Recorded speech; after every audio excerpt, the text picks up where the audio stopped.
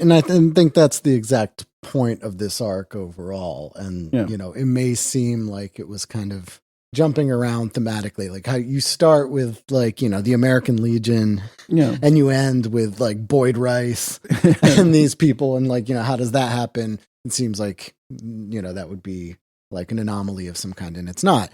And I think that was one of the interesting things about this arc was also the time that we did it, right? So we did it around, before and then during the US election, and then, Donald Trump. And so there's always this conversation about like the nature of the American right and MAGA, or, whether or not it's appropriate to use terms like fascist to describe, people in the MAGA world. And we've always been somewhat kind of ambivalent to that in some ways. Like we do throw around the F word way more than perhaps other people would. But that's because, in our studies of these things, like Americanism, in the way that it exists today through organizations like, for example, the American Legion, very much embody a proto-fascist and then fascist ideal, right? They're there to be a counterbalance against any kind of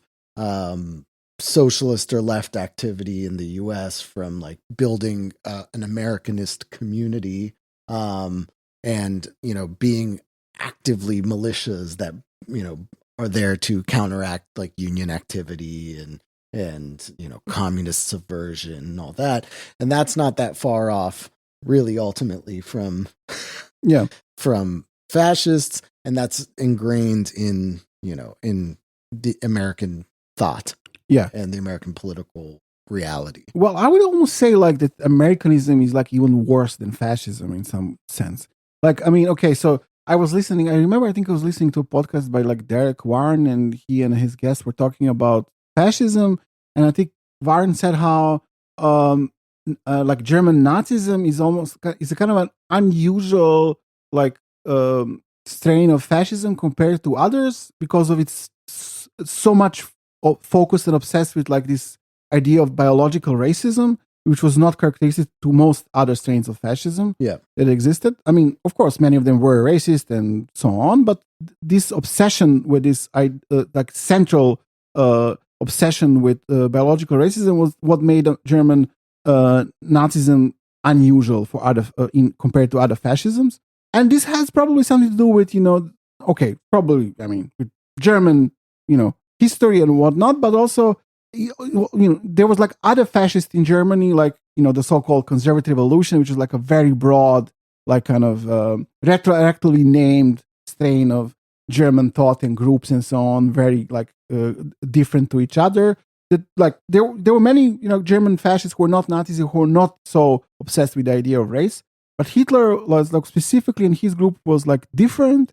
And maybe it has something to do with the fact that he considered Madison Grant's book about race his Bible, and that he was obsessed with how Americans dealt with the natives and wanted to do the same thing to the Slavs in Eastern Europe, directly inspired by that example. So Americanism, defined in that way, is this obsession with race, and it's like a psychological like condition, it seems, like this fear, and it always reappears to very different people, like is something that's like older than fascism, and it's like one of the ingredients of certain strains of fascism, like German Nazism and like some American variants of fascism, but it's older than it, and that can be contained in other ideologies as well. Like not only, Ezra Pound, he was a super Nazi racist dude, but he didn't necessarily want Italian fascism for America. He said, our fascism is democracy. It's like an Anglo-Saxon ideas for Anglo-Saxons, not for everyone else. Like everyone has place in America. Someone should be a slave, but for some people, there should be a democracy. So that's a kind of Americanism really, the side that was able to define what that was not Lawrence Dennis kind of fascism, which was more akin to other fascisms that existed in the world. It was this racist obsession. Because Lawrence Dennis's was like an integral American nationalism. And then, that was kind of, I guess that's what Bannon wants. Yeah, that's exactly what he's a representative of that. Yeah. But that's the thing when people talk about like MAGA or you know all these things as being kind of anomalies. This isn't who we are or whatever. You don't have to like look back far in American history at all to find all of these things and much worse. Right? Yeah.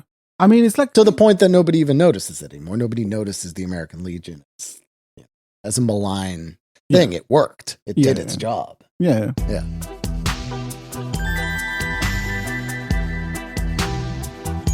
If you want access to this full episode along with hundreds of hours of other assorted weirdness, subscribe to our Patreon at patreon.com/tenepod and help us out a little bit.